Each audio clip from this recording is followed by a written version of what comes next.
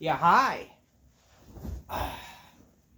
Alrighty, ladies and gentlemen, it is time for, as of this video is, this topic, it is time for your very late, very out of date, week late, AEW Dynamite review. Um, why is it a week late? Well, to be fair, around that week, that was a very busy. I mean, it's been a very busy week, Halloween weekend and all that kind of shit. So it's gonna be very busy stuff going on. But I'm gonna try to catch up. Right after this, I'll be recording this week's Dynamite. So I'll be reviewing 2 Dynamites this week because I'm stupid or whatever. Or I brought this on myself because what's worse than talking about 1 Dynamite? Then 2 Dynamites, because right after this video, I'll also be doing a 2-for-1, because AEW NXT went to war. So, whatever. We're going to talk about AEW's Dynamite Fright Night. So, let's talk about it there, okay? So, Orange Cassidy opening up the show for Fright Night, whatever. He says that, okay, no more of that. When the fans were chanting his name or whatever. Orange Cassidy says, I don't have to do this, but I come out here to tell people that, I don't have to come out and tell people I'm the leader for 10 minutes, but last week, Moxley's crew crushed the neck of my mentor, my best friend, Chuck Taylor. And I realized I'm surrounded by good people. I'm surrounded by young people. They are the future of AEW. They don't know what Moxley's capable of. But I will do this alone. And I'm challenging you, Moxley, for the World Championship to stop you. Because I'm freshly squeezed Orange Cassidy. I'm the next AEW champion. And I still don't need a catchphrase. Well, basically that's your catchphrase. So you're contradicting yourself, Orange Cassidy. No one cares. Then we see Adam Cole Gay defeating Buddy Murphy. No one cares. But then, I'm okay. You need to learn a hard lesson, MJF. Because if only people don't think it makes no sense what I'm doing. I know we done some bad things, but there's a reason why I did what I did. Is because I know you were going to do that to me. So basically, he made try to people care about his promo. They're saying that, trying to make some sense that, oh, I did what I did to you is because I knew you would probably do it to me or whatever. But again, it still makes no sense. And again, it doesn't make sense with logic in terms of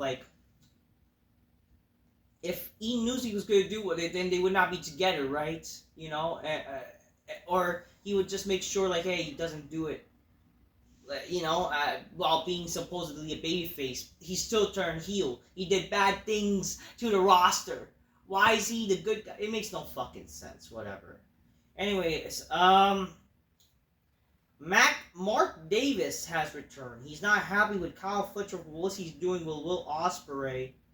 And Fletcher tells Davis that there's going to become a day that he's going to have to make a very hard decision. And he's already shown that he has no problem cutting off his pass, and then he leaves. And then Davis leaves through the heel. Okay, that's clues that he's turning heel. I don't know how that makes any fucking sense. Not that I care.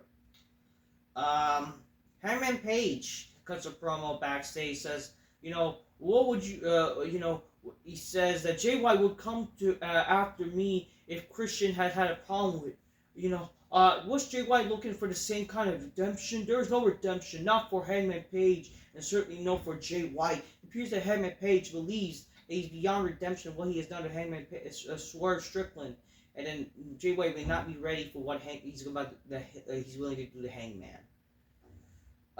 Whatever. I don't really care. I don't know what this is supposed to be. Not that I care. This has been a week and I don't care. Yeah. I just don't care. I'm trying to remember, all I remember, when I saw this show, people, it was very boring. I fell asleep right after the show ended too. Whatever. So I don't really care. Oh yeah, so we see John Moxley. He comes out. He says, I want to free Orange Cassidy from distraction last week, but but the Blackpool after the Blackpool conflict broke Jack Taylor's neck. Then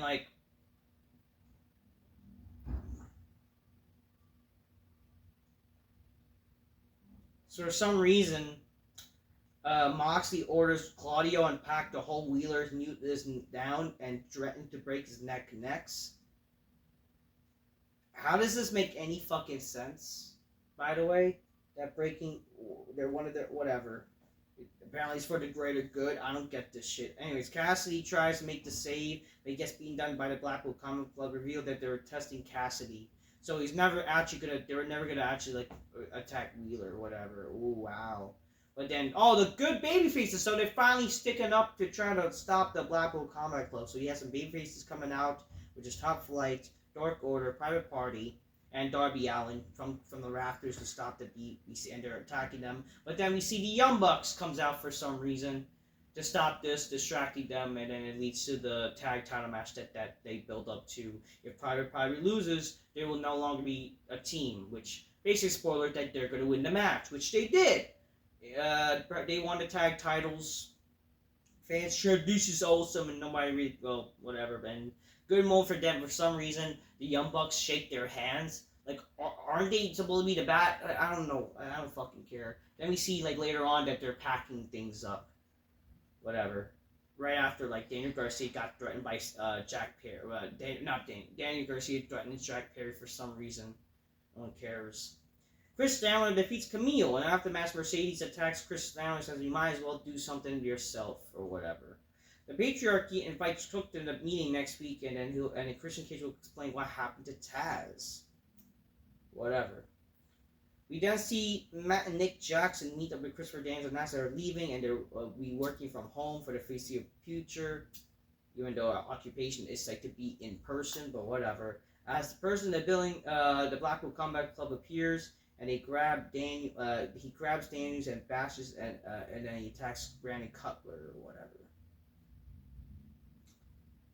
The main event, we see Swerve Strickland defeat Sheldon Benjamin. This was a match we're building up for 2 weeks and whatever. But then after the match, MVP pulls out a phone and makes a call.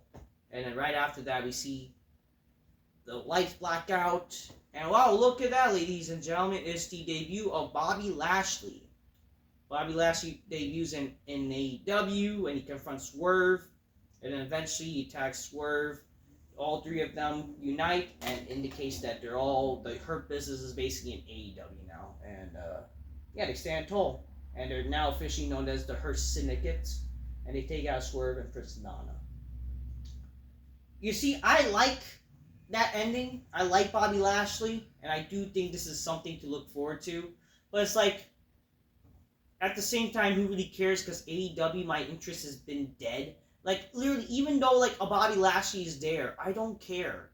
And I know I did not talk about Bobby Lashley leaving a WWE, but, unfortunately, WWE, killed my interest too. Who really cares at this point? There's not, any ounce of, mainstream appeal or things gonna make people care, It just sucks that Bobby Lashley left WWE, and it's a darn shame that WWE did not care for MVP, Lashley, Shelton to keep them together and keep doing things with them in AEW, in WWE as the Hurt Business, but what can you do? But regardless, they did what they did. The Hurt Syndicate is now a thing in AEW. Hopefully that'll be something to look forward to, whatever. Anyways, so that was AEW, Bobby Lashley debuts, and other than that, the show was just who gives a fuck, okay? So that's their stupid Halloween type of show, and it was just a joke.